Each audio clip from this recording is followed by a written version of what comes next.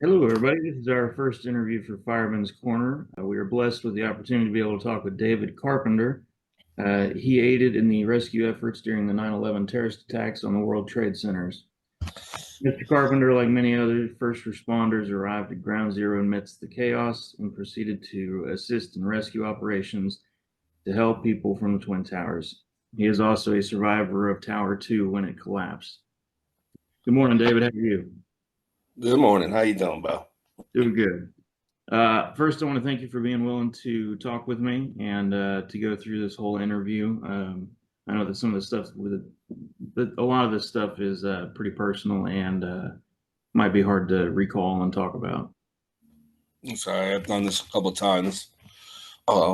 Yeah, so good. When it's usually this time of year, people reach out to talk and say hello and want to know some details about that day. So it's okay. Absolutely. Well, again, I appreciate it and thank you for doing it. Couple questions for you. When you went to the fire academy, which fire academy did you go to? I went to FDNY Fire Academy, which is on Randall Island Okay. in the Bronx, yeah, New York City, just a little over Manhattan area. It's like Awesome. a park, Randall's Island. You probably hear about it now because of all they're housing a lot of migrants there, but that's where the fire academy is. Okay. What It's, year did you complete the academy? I started October 1995. 1995. Yeah. 1995. So I think it was like January I graduated, and yeah, it was 3 months of EMT training, firefighting, all that good stuff. It was pretty intense. They've told me that the FDNY Academy is the hardest one. I think that's correct. So the one I've been to, Yeah. I mean, I've been through military, boot camp and everything like that.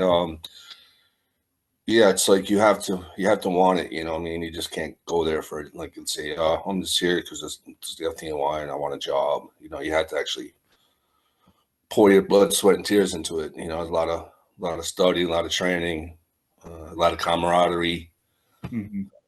And most of the instructors there are light duty guys, so they've already been, they know what they're not just instructors.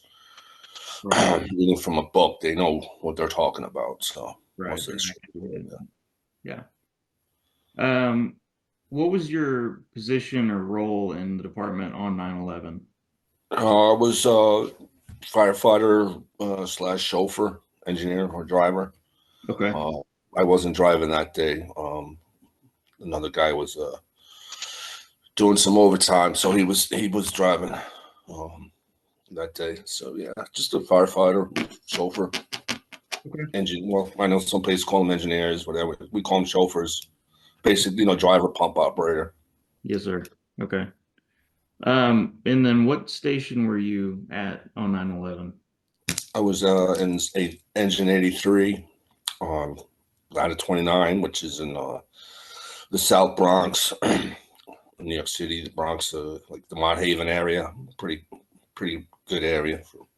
How close in proximity were the trade centers from you? They were a good 25, 30-minute ride over the bridge and Okay. down through Manhattan, or FDR Drive. They weren't really super close. Yeah. No. Okay. Once we came over the bridge and we saw them, we just knew that was going to be a bad day I because you can't could see imagine the scene coming up to that. I can't even imagine. them. Yeah, it was pretty intense. Um, Responding down there and all the good stuff. We didn't even know that the Tower One had collapsed because there was so much traffic and everything like that on the radios and the sirens and driving down, trying to figure out what we're gonna do. So we never knew that the first tower had collapsed. So Tower One collapsed before you arrived. Yes. Yeah. Okay. Okay. And then Um, Go ahead.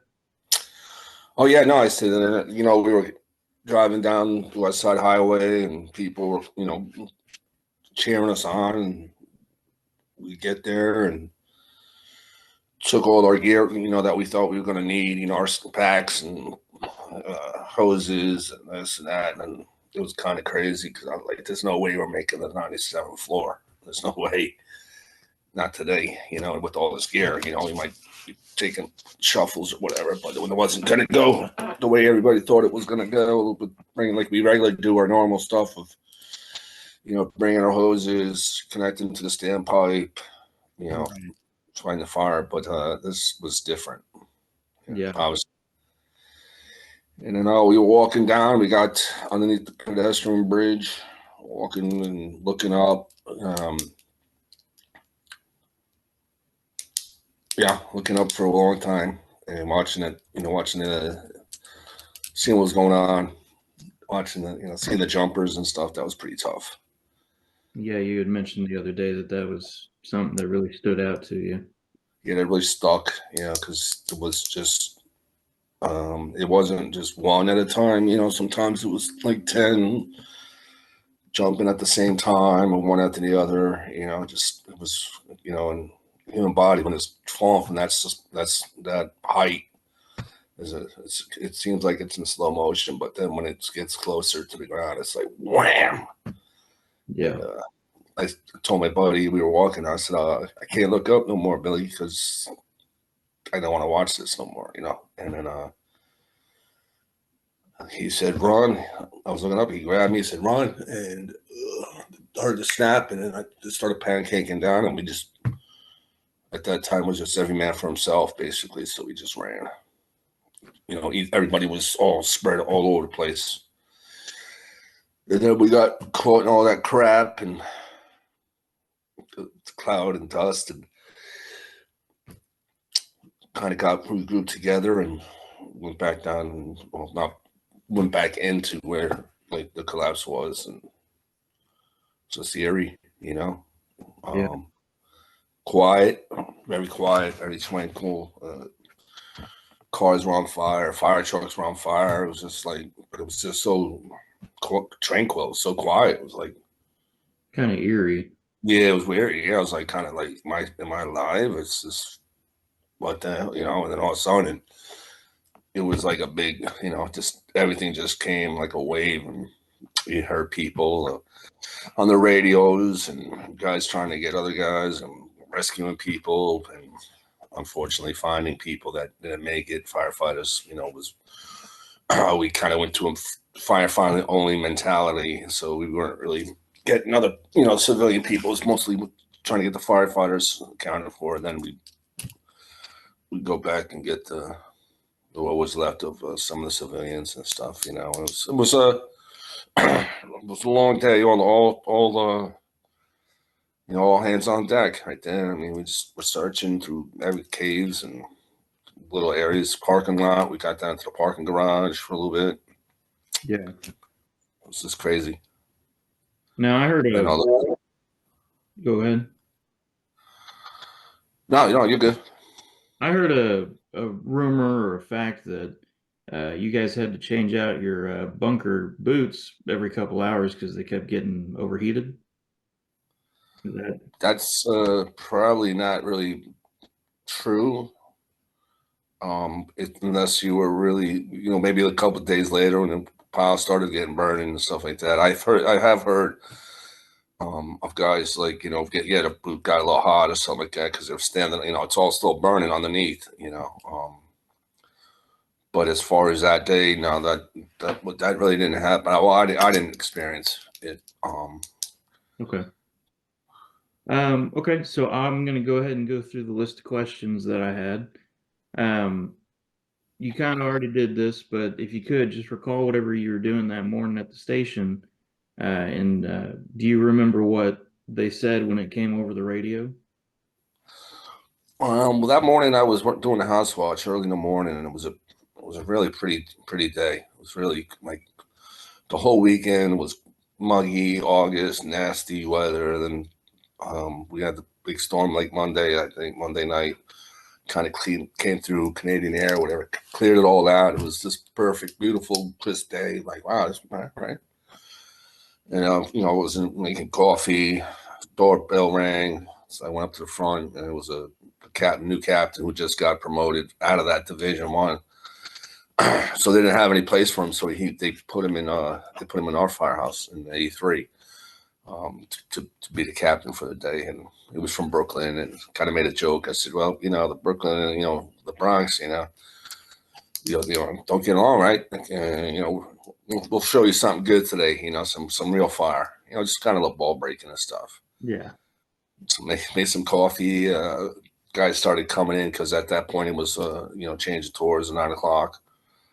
But it was like, most guys get there at 7:38. You try to get an hour before you tour. So it's the way it works.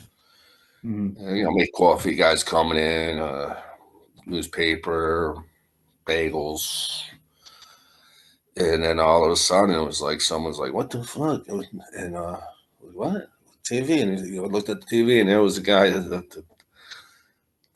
TV reporter saying the plane had crashed into the World Trade Center. I'm like, what kind of plane? Small, big, blah, blah, blah. We didn't know.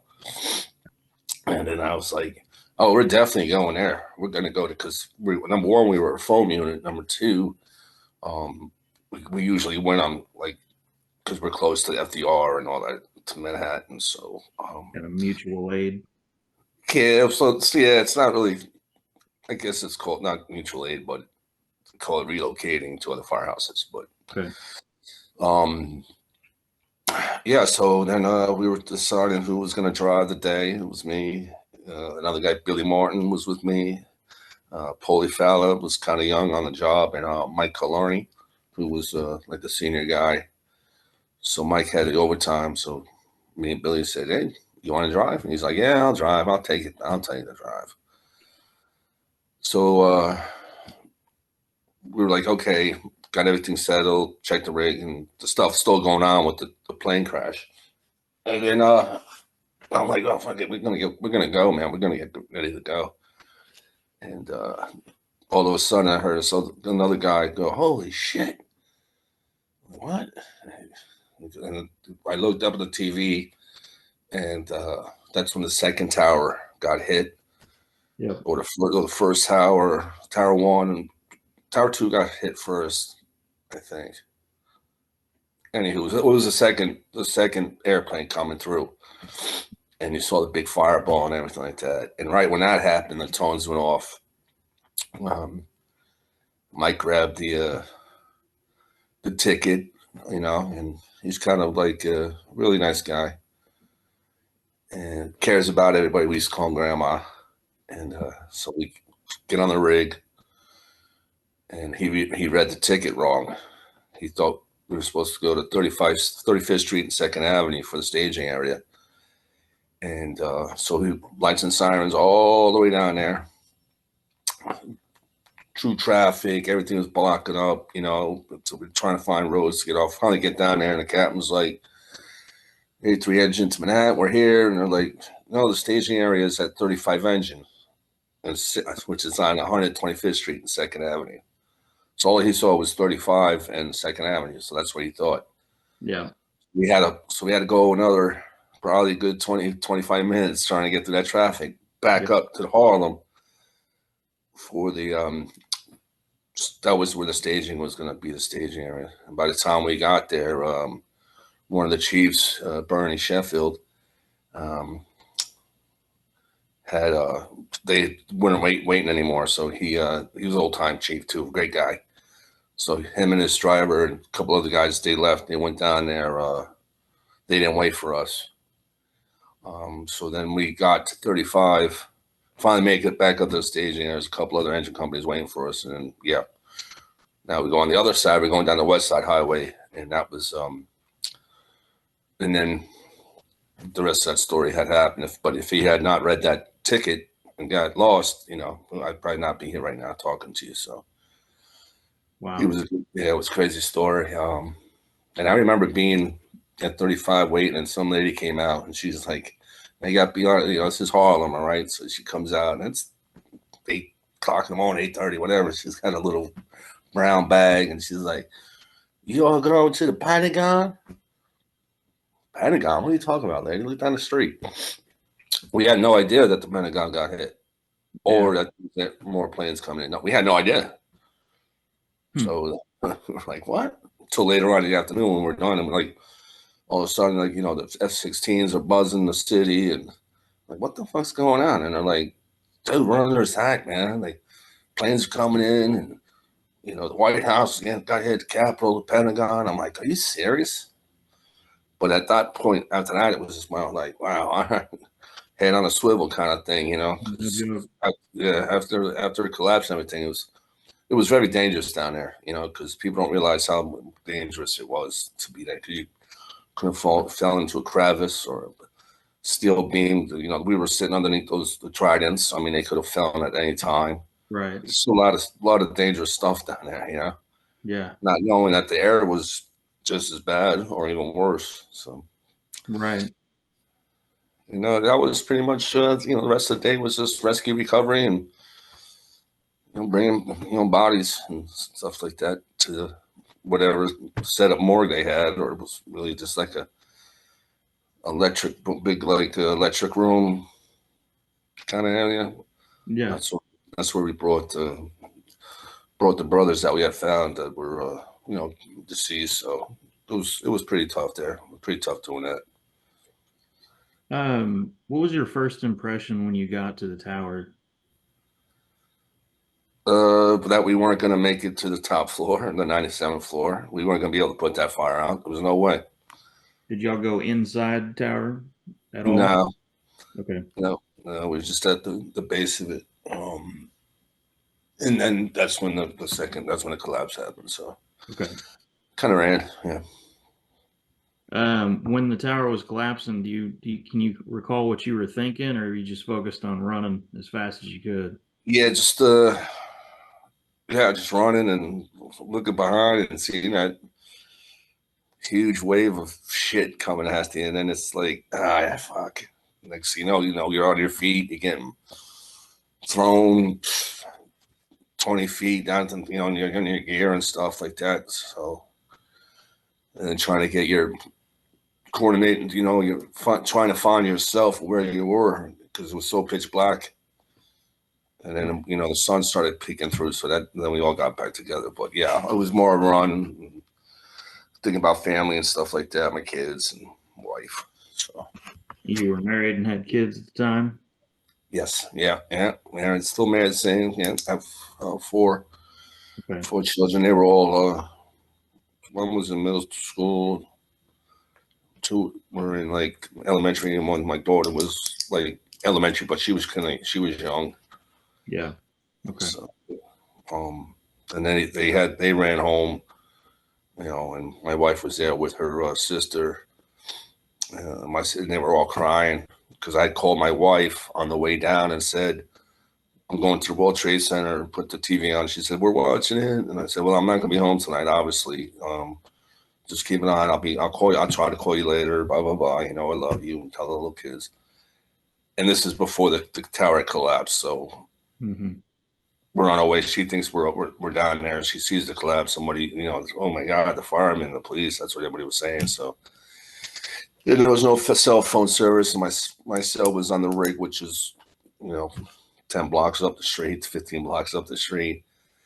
And there was no cell phone service. So didn't really get in touch to return until probably around 7, 8 o'clock that night. Hmm. We had gotten through the Verizon bank and found some phones that had dial tone. So it's kind of like a quick call. I'm alive. I love you. Won't be home tonight. Maybe not tomorrow, but I'll let you know. Blah, blah, blah. Okay, bye bye. Next guy, same thing. Yeah. So then we just spent the rest of the afternoon, evening, most of the night. Early in the morning, they finally figured out that we were still there. The chief was like, "You guys been here. You guys been here from the get go. You guys got to leave." This by this time, everybody else is coming in. The volleys are coming in Right. from all over the place, and so we're like, "All right." So yeah, we left and went back to 83. How many days were you there? Oh shit! I mean, at least 4, 5 days, because they basically, after we were there for a while, the captain didn't want us to go back down there because other guys didn't have a chance to go down because they started making like a schedule, kind of Okay. like, it wasn't like a free for all. So they finally got guys were hijacking buses to get drive them down to the ground zero. That like so. Days here and there, and then they started getting the schedule, so you could pick your days when you wanted to go, and Okay. picked a bunch of days here and there, and you just went down and basically did the same thing, just looking and trying to, by that time they had the big cranes in, and they had all kinds of heavy machinery going, so there was a lot of beeping going on, and guys running around with GPSs and stuff. So if you found somebody like a part, you had to call the guy. He'd come over with the GPS and GPS where it was. Okay. Okay. What was the most memorable or impactful moment for you during the rescue operations? Seeing the guys in the room, in the electric room Hmm. that we were bringing in, they were kind of lined up, DOA, but they were still in their gear and shit. Some of their helmets that were really crushed, heads and bodies was very that was very emotional time for a lot of guys. I And can't. obviously, yeah, and definitely the jumpers was something that kind of sticks out, and you think about sometimes. But Right. what would take it, how hot it must have been for them to bail out. Yeah, especially from that height, knowing that I'm either gonna burn or I'm gonna jump, and taking your Right. faith into your hand. So that's pretty. I can't And even. most guys that guys and everybody at that time was just we were sad and stuff like that, but we really didn't know the scope of how many guys had died until like 2 3 days later, when you're Yeah. looking at the paper and you're like, him? Oh Jesus, him? So it was 35 guys I knew. One was a really good friend of mine, Tommy Scholes. Yeah, young guy, um, really good friend of mine. Yeah, so it was sad to see all the names in the paper, and the head instructor at Proby School, Billy Burke, the chief Schofield. You just see guys like that, and you're like, yeah. And yeah, so that whole time was pretty pretty crazy. Um, Well, kind of glad I survived it. Wish it never happened. right. Uh, it ended my career, but what are you gonna do, right? Now, when you say it ended your career, was that because medically or? Yeah, medically, from all the stuff that was inhaled, my airway isn't good. It's called hyperactive airway now. Okay. So it's like all the dust and the stuff, glass, everything is in my airway. So it's like the air that I get into my lungs is okay. It's just the amount that goes in. Like if you can, sometimes when I talk, I have to take that deep breath because I can't, long story, like Man. talk for long. Okay. Um, Now, with firefighting, obviously there's a brotherhood that's already there within the community. Has there, at 9/11 at Ground Zero, did you find that there was more of a brotherhood feeling with those firefighters and EMS workers that were um, at that scene? Oh, without a doubt, yeah. We were all in.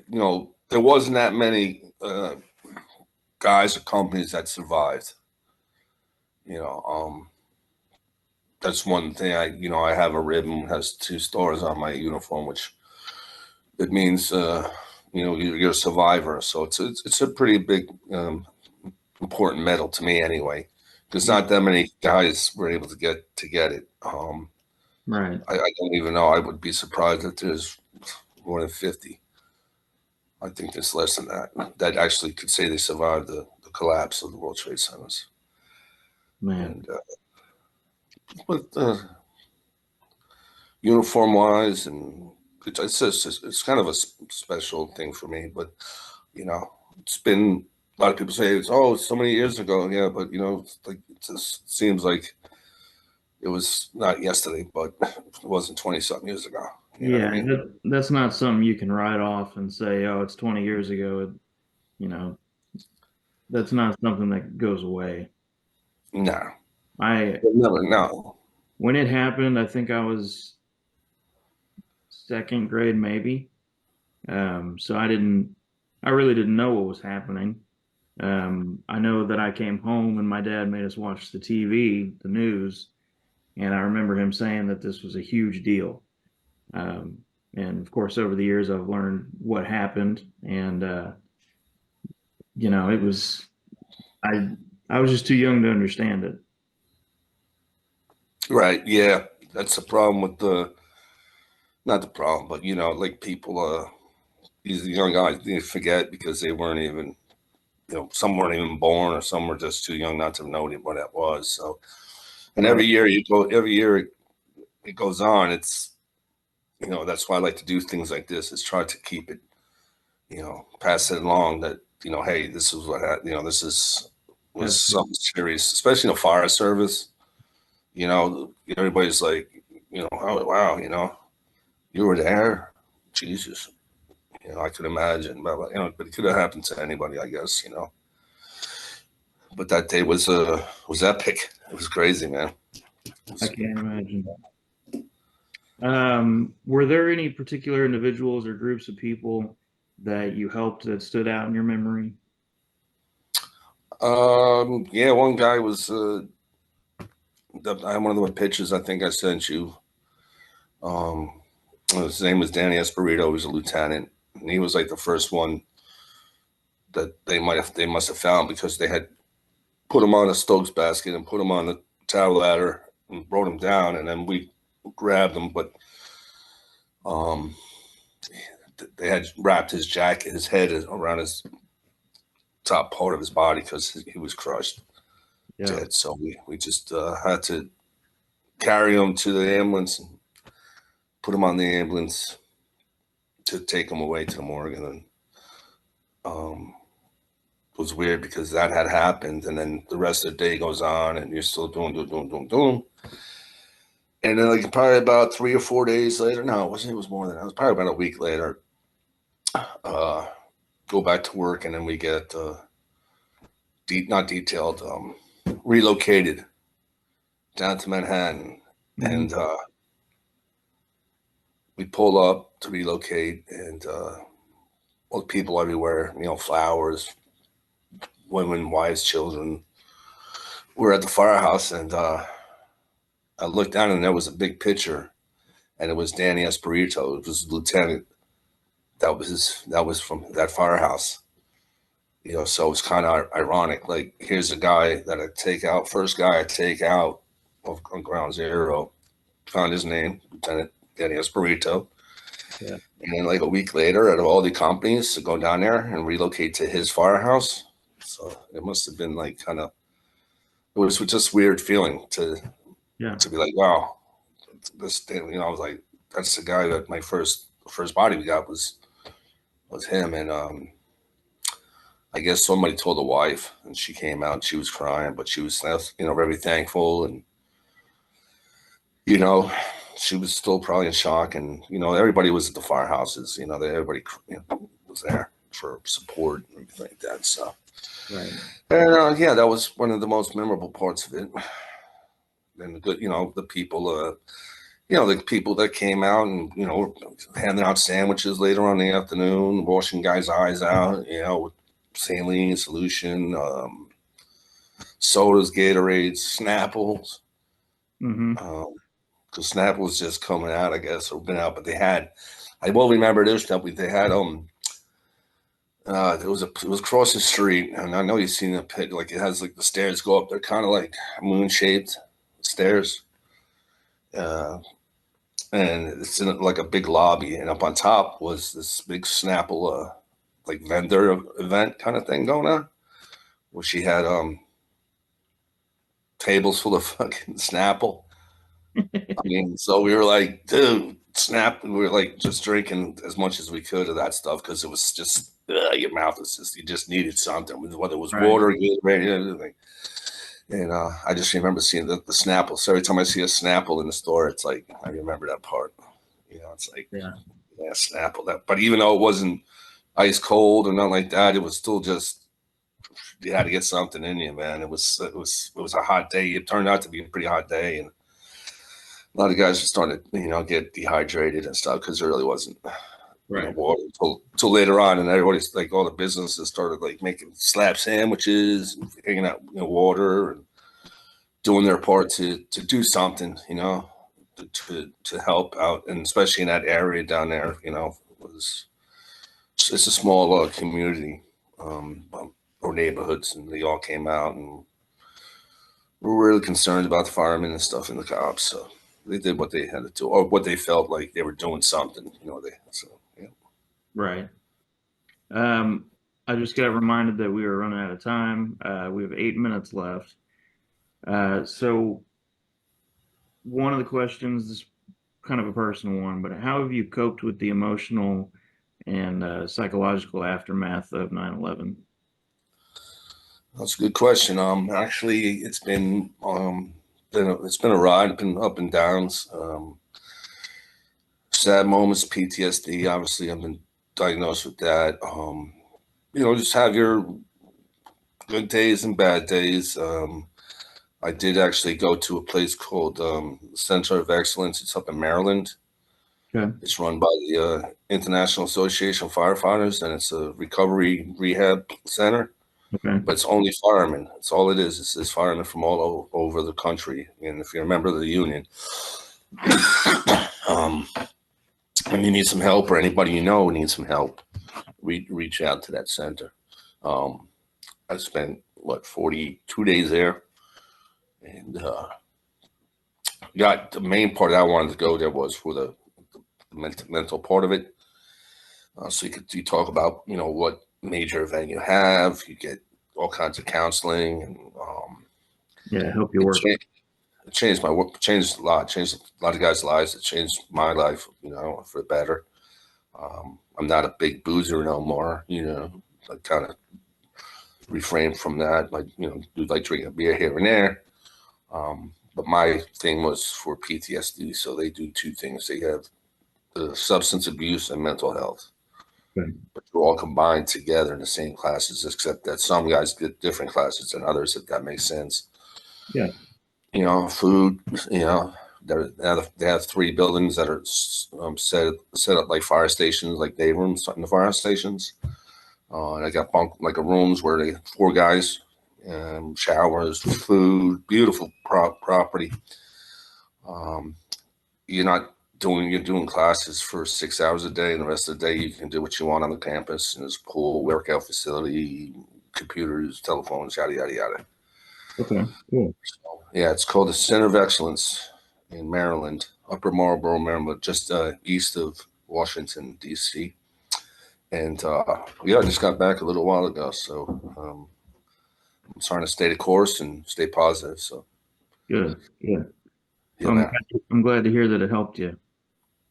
Yeah, if you like I said, if you know anybody or anybody that listens and is going through some problems, reach out to the Center of Excellence. It's run by the IAFF International, and your insurance pretty much covers it all uh, for guys. And you need some, don't worry about the money because the union will kick in some stuff here and there if you need time off, or you're having issues with your bosses, your chiefs, or something like that. You can reach out to your union, and they know about it. Hopefully, if you have a union there. But Yeah. it's a really good place. It's helped out a lot of guys. Yeah. How do you commemorate or honor the memory of those who were lost? Tattoos. Got tattoos. Okay. And usually, I usually go to New York on September 11th Okay. Are every you year. This there? year, yeah, this year I'm going out to Colorado from a guy I met at the center. We became really good friends, so going to do something different this year and kind of try to not be in the big crowd in New York City, and all the hoopla. So Thankfully, I've been able to get up to the memorial and see that and visit that's the good. museum and everything. Very, very sobering. But it's good that it's there that people can go and visit. Yeah, it is. Um, all right.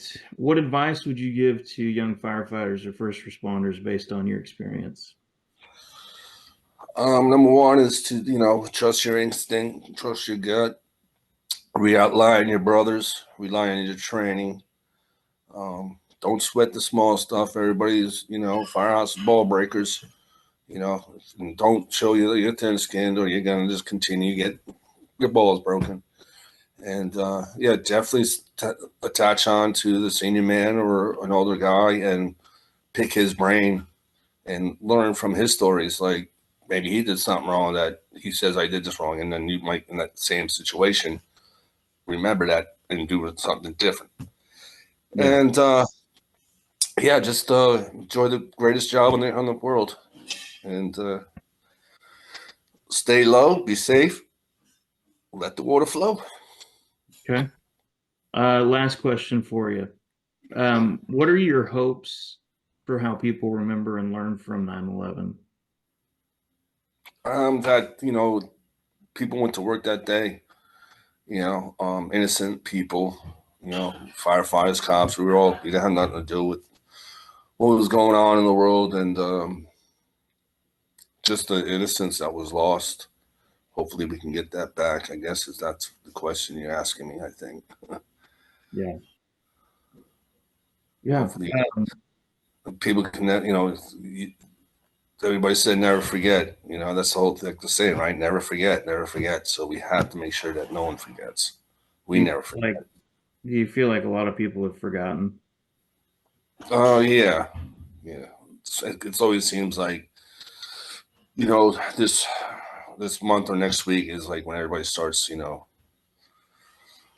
thinking about it instead of which is okay. I'm not saying that everybody should think about it 24/7, but it should be a national holiday, or I know they Yeah. say it is, but it should be something where you take the day off and do something positive in the community, for that Yeah, I day. think it'd be a great idea. Yeah. All right. Well, David, I want to thank you again for doing this interview. Thank you for your sacrifice that day. I am, you're a hero in my eyes and a lot of other eyes as well. So thank you for your service, your sacrifice, and I'm very sorry for the loss of your brothers that day. Yeah. But again, thank you very much for doing this interview. And if you ever need anything, please reach out. We'll do. We'll do. 10 All 4. right. Thank you, Take sir. care, pal. Good luck. Yes, sir. Thank you.